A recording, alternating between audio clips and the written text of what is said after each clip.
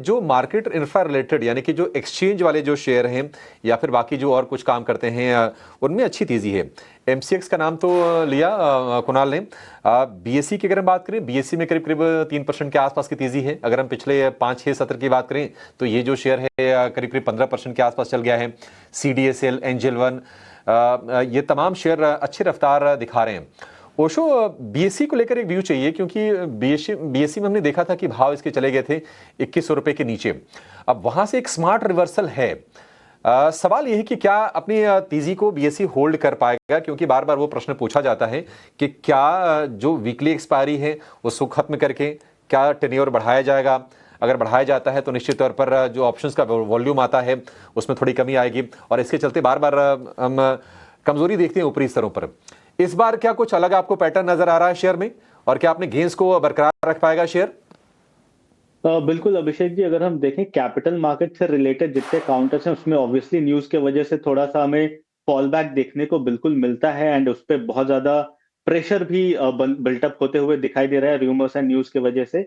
But इस बार अगर हम बीएसई स्पेसिफिकली बीएसई के टेक्निकल चार्ट स्ट्रक्चर को देखें तो पिछले 4 दिनों में जो डेवलपमेंट हुआ है वो सबसे पहला ये बहुत ही क्रूशियल सपोर्ट जोन से हुआ है। 200 डे सिंपल मूविंग एवरेज है, प्लस 4 दिन में जो ट्रेडिंग वॉल्यूम है वो भी अपने एवरेज ट्रेडिंग वॉल्यूम से ऊपर निकलते हुए नजर आ रहा है। तो मुझे लगता है इस बार जो रिवर्सल के सिग्नल्स, इनिशियल सिग्नल्स बीएसई में दिखाई दे रहे हैं, ये सस्टेनेबल हो सकते हैं। बिकॉज पहली बार काउंटर अपने सारे एक्सपोनेंशियल मूविंग एवरेज के ऊपर क्रॉस ओवर किया है एंड इवन इसका जो स्लोपिंग ट्रेंड लाइन है उसका भी ब्रेकआउट आज के दिन बनता हुआ नजर आ रहा है। सो ये एक इनिशियल सिग्नल है। अगर यहाँ से एक फॉलो अप बाइंग देखने को मिलती है तो बेझिझक यहां से इस काउंटर में नियरली 2500 2570 के जोन हमें शॉर्ट टर्म में देखने को मिल सकते हैं एंड उसके ऊपर अगर सस्टेन करता है तो वहां से भी हायर लेवल्स देखने को मिल जाएंगे। बट करंट लेवल्स पे रिस्क रिवॉर्ड काफी ज्यादा फेवरेबल है।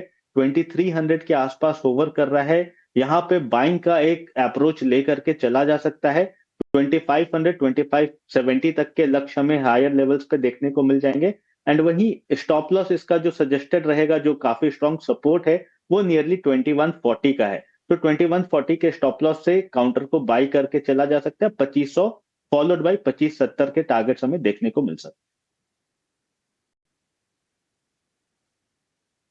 2500 तक के टारगेट देखने को मिल सकते हैं बीएसई के शेयर में, 3.5% ऊपर, और डे हाई पर आपको ये शेयर कारोबार करता हुआ दिखाई देगा।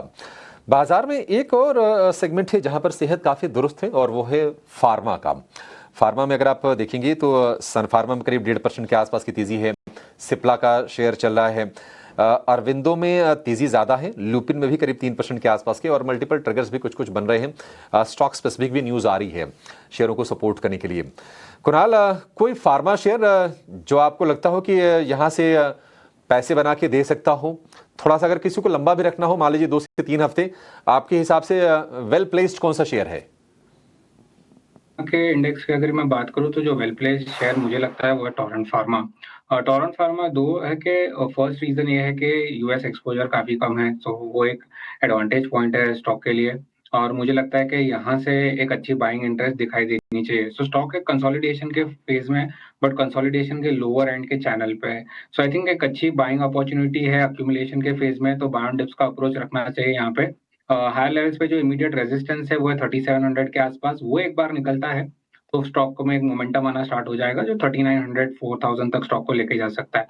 सो टोरेंट फार्मा पे मेरी बाय की सलाह रहेगी। स्टॉप लॉस रहेगा जो आपको क्लोजिंग बेसिस पे रखना रहेगा, वो है 3400 का।